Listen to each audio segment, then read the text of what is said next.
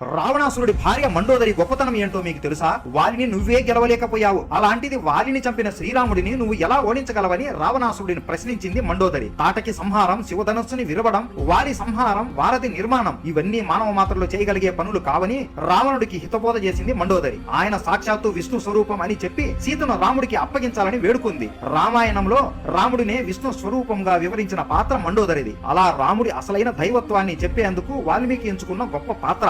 రావణుడు తన మరణం తర్వాత తన శరీరంతో పాటు సహగమనం చేయాలని మండోదరిని ఓసారి కోరాడు. అందుకు మండోదరి తను చేయలేనని చెప్పింది. అందుకు కారణం తనకు వృద్ధాప్యం మరియు మరణం లేని వరాలు తండ్రి ఇచ్చాడు అని రావణుడికి చెప్పింది. మండోదరి కొడుకు ఇంద్రజిత్తుకి తొలి గురువు మండోదరే. మేఘనాథుడు, అధికారాయుడు, అక్షకుమారుడు మండోదరి కుమారులు. రావణ సంహారం జరిగిన తర్వాత రాముడు విభీషణుడితో మండోదరిని వివాహం చేసుకోమని సలహా ఇచ్చాడు. శ్రీరాముడు చెప్పినట్లుగానే విభీషణుడు మండోదరిని వివాహం చేసుకుని లంకా నగరాన్ని ధర్మంగా పాలించాడు. ఇప్పుడు అందరూ చెప్పండి, జై శ్రీరామ్.